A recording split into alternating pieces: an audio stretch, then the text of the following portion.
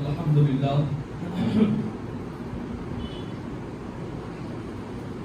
الحمد للہ الواحد المالک الملک الاحد وصلی وسلم علی امام الرسل احمد وصلی وسلم علی اسعد الامام دلال محمد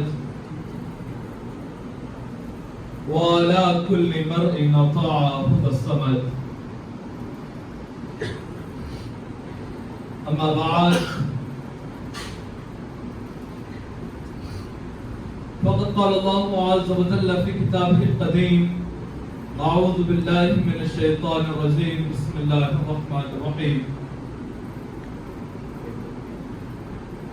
يا أيها الذين آمنوا من يرتد منكم عن دينه فسوف يأتي الله بقوم يحبهم ويحبونه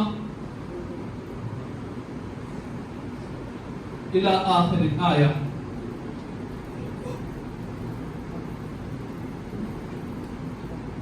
أما بعد جدا ایک بت تھا ہر قبیلے ہر گھرانے کا، جدا ایک بت تھا ہر قبیلے ہر گھرانے کا، کوئی بت فتح پانے کا، کوئی بت بھاگ جانے کا، وہی کعبہ جسے تقدیس کا نور نگاہ کہیے، وہی کعبہ جسے تقدیس کا نور نگاہ کہیے، وہی کعبہ جسے دلوں کا قرارگاہ کہیے، وہی کعبہ جو خدا کے بت شکن بندوں کا معبد تھا، وہی کعبہ جو خدا کے بت شکن وہی کعبہ جو خدا کے بت شکن بندوں کا معبد تھا، جسے پاکیزہ رکھنا فطرت انسان کا مقصد تھا، اسی کعبے کو یاروں نے صنم خانہ بنا ڈالا، اسی کعبے کو یاروں نے صنم خانہ بنا ڈالا. دلوں سے ظالموں نے نقش وحدت کا مٹا ڈالا، دلوں سے ظالموں نے نقش وحدت کا مٹا ڈالا. حاضرین محترم، سامعین حضرات، بزرگوں، نوجوانان قوم، پیارے بچوں اور پس پردہ سماعت کرنے والے خواتین، السلام علیکم ورحمۃ اللہ وبرکاتہ.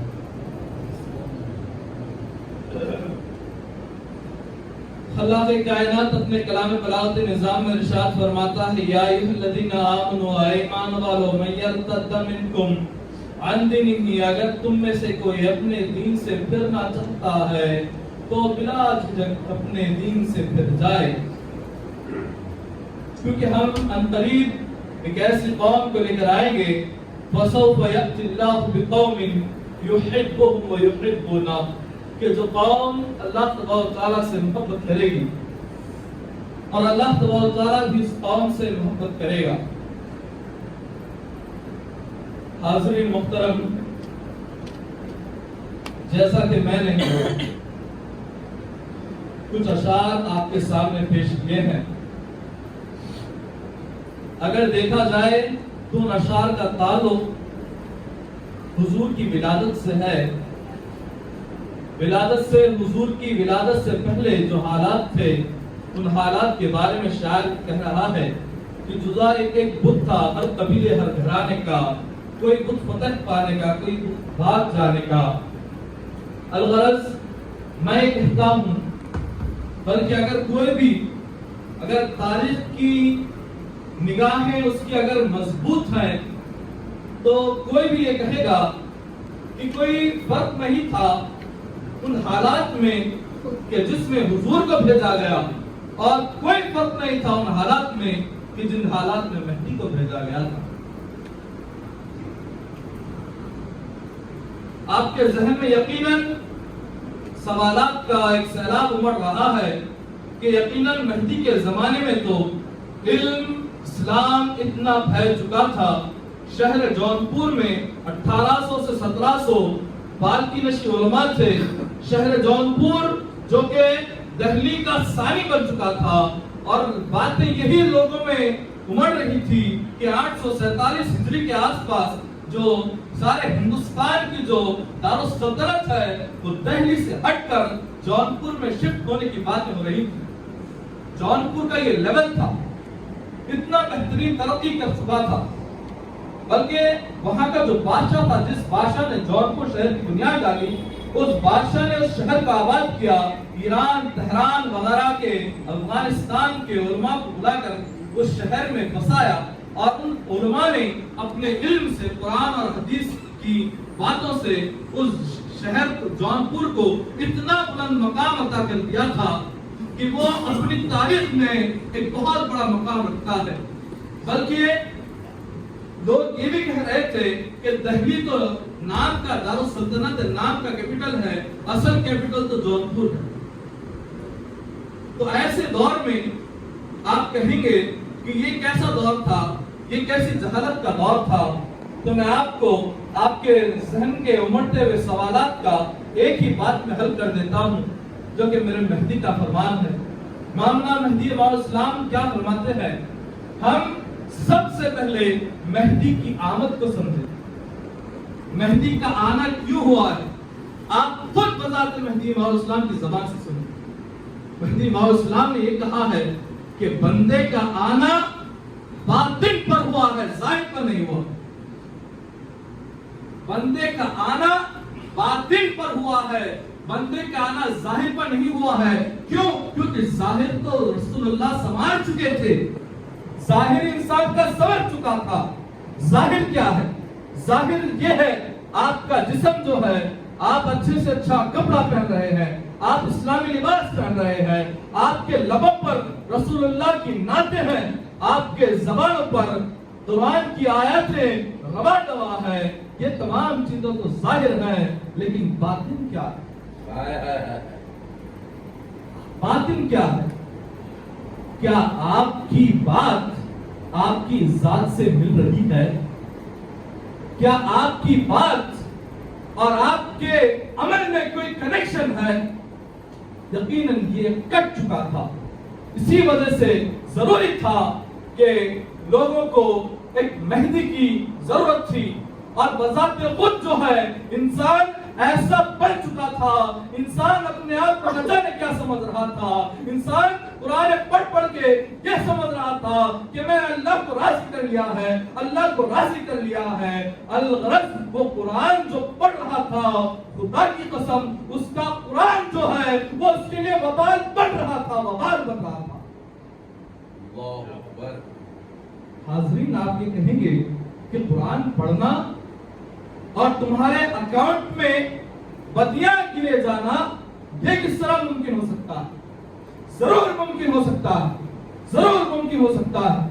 تم عبادت کرو لیکن تمہارے گناہ لکھے جائیں, یہ ممکن ہو سکتا ہے. ایک واقعہ میں آپ کو بتلاتا چلوں جو کہ بات بہت سنجیدہ ہوتی جا رہی ہے. واقعات انسان کے ذہن آسانی سے کیچ کرتا ہے. میں آپ کو واقعہ سناتا ہوں, یہ واقعہ کہیں نہیں ملے گا. حاضرین محترم, جب علامہ صدر الدین رحمۃ اللہ علیہ جو ہے مہدی موعود الاسلام کے پاس آئے تھے, تو مہدی موعود الاسلام جو ہے آپ کو تمام کی تمام تعلیمات وغیرہ ہو جاتی ہیں, اور ہونے کے بعد جو ہے علامہ صدر الدین جو ہے اپنے بہت بڑے عالم تھے, اور اتنے بڑے عالم تھے اپنے مقام کے کہ وہاں کا جو بادشاہ تھا جام نظام نندا, اس بادشاہ کے مرشد تھے. وہ اس بادشاہ کے مرشد تھے. اس بادشاہ نے یہ کہا تھا کہ جائیے اور دیکھیں کہ سید محمد جونپوری کیا واقعی سچے ہیں یا. الغرض تمام باتیں ہو گئی. مولانا مہدی علیہ السلام کی باتوں میں کیا تاثیر تھا, ان کی نظر یہ 1000 مقبولہ عبادتوں سے بہتر ہے, بڑھ کر ہے.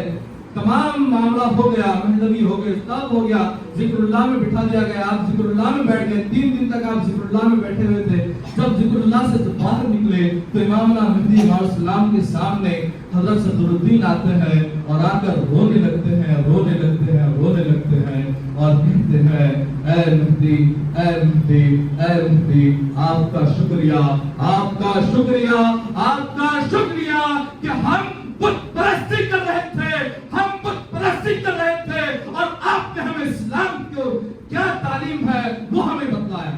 اللہ اکبر سبحان اللہ. ہم بت پرستی کر رہے تھے جب مہدی امام اسلام نے کہا کہ اے صدرالدین تم کیا کہنا چاہ رہے ہو تمہاری جو باتیں ہیں وہ اشارتاً ہیں تم اس کی وضاحت کرو. تب حضرت صدرالدین جو ہے امام مہدی امام اسلام سے کہتے ہیں اے میرے مہدی اے میرے آقا ایک مرتبہ کا واقعہ ہے کہ جو بادشاہ ہے جام نظام نندا اس نے مجھے ایک مرتبہ اپنے محل بلایا اور محل بلا کر اس نے سارا دن تک ہمیں کھانا کھلایا پانی پلایا. الغرض دن تمام ہو گیا دعوت تمام ہو گئی. جب رات کی باری آئی جب رات سونے گیا میں اپنے حجرے میں تو میں نے یہ خیال کیا کہ یقیناً بادشاہ جو ہے اس کی نظریں مجھ پر لگی ہوئی ہیں جو بادشاہ جو ہے اس کی نظریں مجھ پر لگی ہوئی ہیں لہذا میں ایک کام کرتا ہوں یقیناً اپنی جو قرات ہے قرآن کی جو قرات ہے اس کو زور زور سے پڑھنے لگتا ہوں اور جو ہے رات کو جلدی نہیں سوتا ہوں جلدی رات کو نہیں سوتا ہوں میں. اگر جلدی سو گیا تو شاید بادشاہ کی نظروں میں میری جو اہمیت ہے میری امپورٹنس ہے وہ کم ہو جائے گی اور بادشاہ مجھے یہ سمجھے گا کہ یہ تو کیسے مرشد ہیں کہ کھانا کھا لیا اور سو گئے. الغرض انہوں نے یقیناً قرآن پڑھنا شروع کر دی تلاوت کرنا زور زور سے تلاوت کرنا شروع کر دی اور نماز میں وغیرہ پڑھتے رہے. انسان کب تک کر سکتا ہے یقیناً جو آپ کو ٹائمنگ کے حساب سے آپ کو بتا دوں جب 12 بج گئے تو 12 بج جانے کے بعد انسان 2 گھنٹہ 2.5 گھنٹے تھک جاتا ہے. الغرض جب 12:30 کا ٹائم ہوا 1 بج گئے تو انہوں نے سوچا کہ چلو اب کوئی بھی نہیں ہے اب ذرا سو جاتے ہیں یہ کہہ کر جو بادشاہ حضرت صدرالدین جو ہے وہ جیسا ہی اپنے بستر پر سونے جا رہے تھے کہ سونے جاتے ہی ان کو دروازے کے باہر حضرت صدرالدین کو دروازے کے باہر کچھ ہلچل ہوئی کچھ محسوس ہوا لہذا وہ سمجھ گئے کہ شاید بادشاہ آ رہا ہے. لہذا وہ جو جاگمان ہے وہ مصلی جو ہے ان کا وہ فولڈ کر کے بستر کی طرف جا رہے تھے واپس فوراً مصلی کو بچھایا اور اللہ کی عبادتیں کرنے لگے اور اللہ کی عبادتیں کرنے لگے اور زور زور سے قراتیں پڑھنے لگے نمازیں پڑھنے لگے. الغرض یہ پھر ایسا ہی مسئلہ پھر ہوا. الغرض جو 12 بجے کا جو وقت تھا وہ 3 گھنٹے آپ نے پھر 3 بجے جیسا 3 بجے آپ نے سوچا اور فجر کے لیے صرف 2 سے 3 گھنٹے باقی ہیں ایک ذرا چھوٹی نیند مار لیتا ہوں. لہذا جیسے ہی آپ اسی طرح بستر پھوڑ کر کے جانے کا ارادہ کر رہے تھے کہ اچانک جو ہے پھر آہٹ ہوتی ہے دروازے کے باہر پھر آہٹ ہوتی ہے. لہذا پھر آپ ایک دم چوکنا ہو جاتے ہیں اور چوکنا ہو جانے کے بعد جو ہے آپ پھر اسی طریقے سے ذکر اور اذکار میں مشغول ہو جاتے ہیں. الغرض فجر کا وقت ہو جاتا ہے. اب فجر کی نماز کو جو ہے وہ جانے کے لیے جب حجرے سے باہر نکلتے ہیں اور باہر نکل کے کیا دیکھتے ہیں کہ حجرے کے باہر جو ہے حجرے کے باہر جو ہے حجرے کے باہر جو ہے حجرے کے باہر جو ہے حجرے کے باہر جو ہے حجرے کے باہر بادشاہ کا کتا منمڑا رہا تھا. سبحان اللہ کیا بات ہے. حجرے کے باہر بادشاہ کا کتا منمڑا رہا تھا. لہذا علامہ صدرالدین مہدی موعود اسلام سے فرماتے ہیں اے میرے مہدی آپ کے آنے سے ہمیں اللہ کا دیدار کرنے کا نصیب ہوا ہمیں اللہ کی عبادت کرنا نصیب ہوا. آپ سے آنے سے پہلے ہمیں کتے کی عبادت کر رہے تھے ہمیں بادشاہ کی عبادت کر رہے تھے. سبحان اللہ. جب آپ کا جو ہے تیر جو ہے عبادت کا اگر اللہ سے ہٹ کر اگر کسی اور کی طرف ہو جائے تو یقیناً آپ کی عبادتیں بھی اسی کے لیے ہوتی ہیں. خدا کی قسم میں اپنے بات پر واپس آتا ہوں. یقیناً مہدی موعود علیہ السلام سے پہلے جو ہے جو حالات تھے وہ حالات یہی بن چکے تھے. جو شاعر یہی کہہ رہا ہے کہ وہی کعبہ جو خدا کے کچھ شکن بندوں کا معبد تھا کعبے سے مراد جو ہے وہ انسان کا دل ہے وہ انسان کا دل ہے. وہی کعبہ جو خدا के वो चिकन बंदों का मानक बन चुका था, जिसे पाकीज़ा रखना फितरत इंसान का मकसद था, कि जिसमें अल्लाह को बसाना चाहिए था, जिसमें अल्लाह को बुलाना चाहिए था, अल्लाह को बिठाना चाहिए था। हमने बिदअतों को अपने दिलों में बिठा कर रखा है, हमने रसूमात को अपने दिलों में बिठा कर रखा है, हमने जो है गलत चीजों को अपने दिलों में बिठा कर रखा है। हाज़रीन मोहतरम, जो दिल है, इमामना के अक़वाल पर आता हूँ, जो मेहदी मौला सलाम फरमाते हैं, एक दिल खुदा को दीजिए, एक दिल खुदा को दीजिए, जो चाहो सो कीजिए। सुभान अल्लाह, सुभान अल्लाह। अलगरज ये है इमामना मेहदी मौला सलाम के आने का फर्क। जो लोग जो है यकीनन काफिर बन चुके थे, ज़ाहिर पाक हुआ तो क्या हुआ, बातिन जो है वो गायब हो चुका था, बातिन बिल्कुल मिट चुका था। अलगरज मैं एक आखिरी बात कहकर अपनी जगह लूंगा। ये आयत जो है कौम महतविया के ताल्लुक से आई है, मैं इसका जल्दी ट्रांसलेशन कर रहा हूँ। या अय्युहल्लज़ीना आमनू मन यर्तद मिनकुम अन दीनिही, ऐ ईमान वालों, अगर तुम में से कोई अपने दीन से फिरना चाहता है, अपने दीन से इर्तिदाद करना चाहता है, तो यकीनन अपने दीन से फिर जाए। हम एक ऐसी कौम को लेकर आएंगे कि जो कौम अल्लाह तआला से मोहब्बत करेगी और वो अल्लाह तआला भी इस कौम से मोहब्बत करेगा। यकीनन ये वो बातें हैं कि अल्लाह तआला के प्यारे खलीफा मेहदी मौला सलाम ने हमें बताया है कि ये आयत मुझ पर नाज़िल हुई है। लिहाजा ये जो आयत है, इसमें जो सिफतें हैं वो कौम महतविया की सिफतें हैं। इसमें जो सिफतें हैं वो कौम महतविया की सिफतें हैं। अब हम गौर करें कि कौम महतविया जो है कैसी कौम है। आयत के आखिर में भी फरमाया जा रहा है कि युहिब्बुनहु व युहिब्बुहुम, कि वो कौम जो है अल्लाह तआला से मोहब्बत करेगी और वो अल्लाह तआला भी इस कौम से मोहब्बत करेगा। अज़िल्लतुन अलल मुमिनीना अइज़्ज़तुन अलल काफिरीन, वो लोग कैसे होंगे, यानी कौम महतविया कैसी होगी। कौम महतविया जो है अज़िल्लतुन अलल मुमिनीन होगी, यानी वो मुमिनीन पर नरम दिल होगी। अइज़्ज़तुन अलल काफिरीन, और वो कौम जो है काफिरों पर सख्त होगी। युजाहिदून फी सबीलिल्लाह, युजाहिदून फी सबीलिल्लाह, युजाहिदून फी सबीलिल्लाह, वो अल्लाह की राह में जिहाद करेंगे। वो कौम अल्लाह की राह में जिहाद करेगी, वो कौम अल्लाह की राह में जिहाद करेगी। आप जितने भी लोग हैं तारीख का मुताला कर लें कि मेहदी मौला इस्लाम ने जिहाद कब किया। आपने मेहदी मौला इस्लाम ने जिहाद कब किया। अलगरज 20 साल के बाद इमामना की सारी जिंदगी में हमें जो है जिहाद नहीं मिलता। मेहदी मौला इस्लाम ने तलवारों से लोगों को नहीं मारा, बल्कि हमें जो है 20 साल के बाद हमें सिर्फ जिहाद मिलता है। तो मुझे अल्लाह क्या कह रहा है कि युजाहिदून फी सबीलिल्लाह, वो जिहाद करेंगे, वो जिहाद करेंगे। हाज़रीन मोहतरम, हाज़रीन मोहतरम, मैं फिर अपने कलाम पर वापस आता हूँ। मेहदी मौला इस्लाम ने कहा था कि मेहदी का आना जो है वो जाहिर पर नहीं हुआ था, मेहदी का आना जो है वो बातिन पर हुआ था। लिहाजा ये जो जिहाद हो रहा था, वो जिहाद जो है अपने नफ्सों के साथ हो रहा था, ये जिहाद अपनी अनानियत के साथ हो रहा था। यहाँ पर जो तलवारें हैं वो तलवारें कोई आम तलवारें नहीं थी, बल्कि वो अपने नफ्स को काटने वाली तालीमात इमामना की तलवारें थी। अपने नफ्स को काटने वाली तालीमात इमामना की तलवारें थी।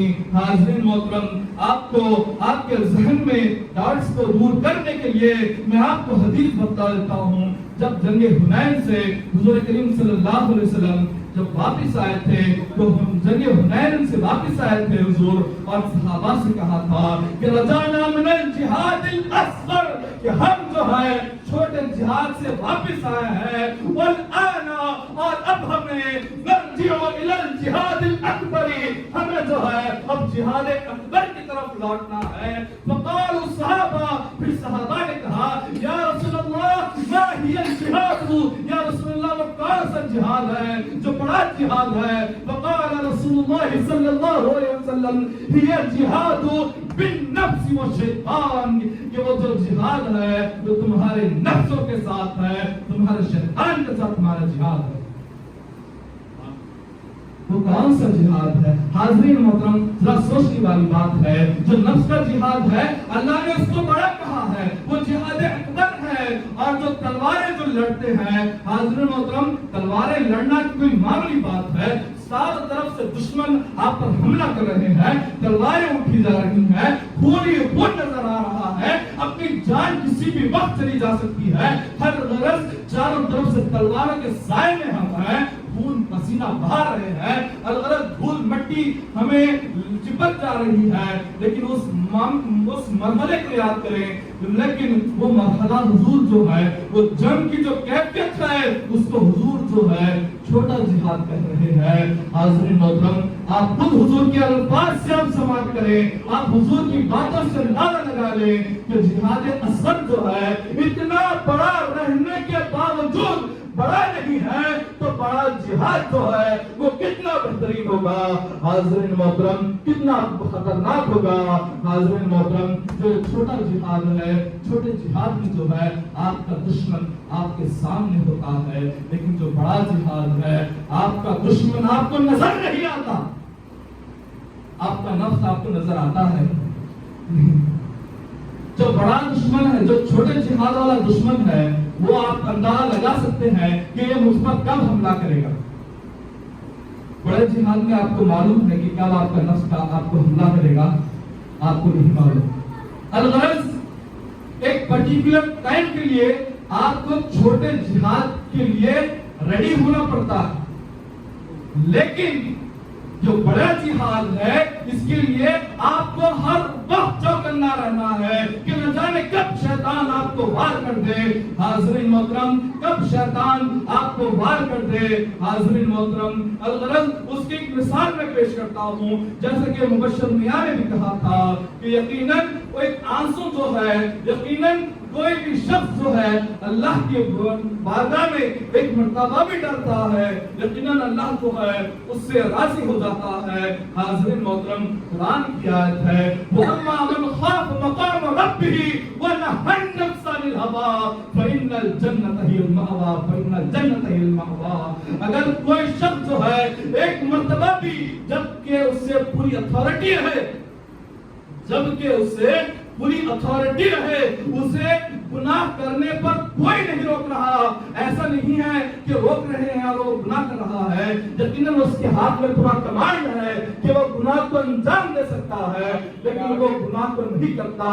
وہ گناہ کو نہیں کرتا بلکہ وہ جو ہے کیا کرتا ہے، مقام ربہ، خاف مقام ربہ ونہى النفس عن الہویٰ. اور وہ اللہ کے ڈر سے، اللہ دیکھ رہا ہے یہ کہہ کر اگر اس کام سے اگر رک جاتا ہے تو یقیناً کیا اللہ فرما رہا ہے فَإِنَّ الْجَنَّةَ هِيَ الْمَأْوَىٰ. تو جنت ہی جو ہے اس کا ٹھکانہ ہے، جنت ہی جو ہے اس کا مسکن ہے. حاضرین محترم، اس کی مثال جو ہے رمضان میں ہم روزے رکھ رہے ہیں، گھر میں کوئی بھی نہیں ہے، بچے اس کو اچھی طریقے سے سمجھ سکتے ہیں، اندازہ لگا سکتے ہیں کہ رمضان ہے، گھر میں کوئی نہیں ہے، فریج میں روزہ رکھا ہوا ہے، آپ کے پاس مکمل اختیار ہے، کوئی آپ کو روکنے والا نہیں ہے. لیکن آپ جو ہے اللہ کے لیے اپنے ہاتھ کو روک لیتے ہیں کہ اللہ مجھے دیکھ رہا ہے، لہذا مجھے روزہ نہیں پینا چاہیے. اسی چیز کے بارے میں کہا گیا ہے آپ کے ہاتھ میں پورا کمانڈ ہے، آپ گناہ کر سکتے ہیں،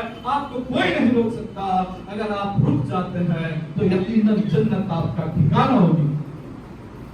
تو یقیناً یہ جو ہے جہاد جو ہے، جہاد دو قسم کے ہوتے ہیں. ایک نفسوں کا جہاد ہے. اللہ نے قوم مہدویہ کو یاد کیا کہ وہ یجاہدون فی سبیل اللہ، وہ اللہ کی راہ میں جہاد کریں گے، لیکن وہ جہاد کیسا ہوگا؟ جہاد اپنی نفسوں کے ساتھ ہوگا. اور یہ جہاد کرتے وقت جو ہے حاضرین محترم، اس کے بعد کی جو آیت ہے وہ آیت سب سے آخری ہے. اور حاضرین محترم، آپ کو بتلا دوں جو آخری چیز ہوتی ہے وہ بہت بہترین ہوتی ہے، کیونکہ آخری نبی جو ہے وہ رسول ہے، آخری ولی جو ہے وہ مہدی ہے، آخری کتاب جو ہے وہ قرآن ہے، اور آخری قوم جو ہے وہ قوم مہدویہ ہے. اور قوم مہدویہ میں آخری جتنی صفتیں ہیں ان تمام صفتوں میں یہ صفت آخری ہے، اور وہ کون سی صفت ہے؟ وَلَا يَخَافُونَ لَوْمَةَ لَائِمٍ، اور وہ لوگ جو ہیں کسی ملامت کرنے والے کی ملامت سے نہیں ڈریں گے۔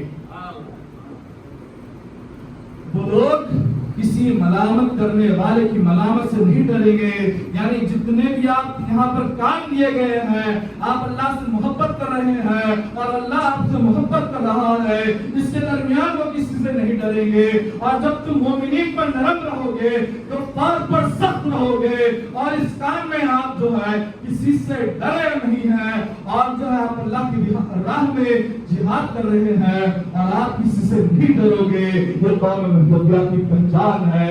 قوم مہدویہ کو قرآن میں یہ لقب سے یاد کیا گیا ہے، لیکن آج ہمارے اندر خود آزمائش کر لیں، لوگ کیا کہیں گے، لوگ کیا کہیں گے۔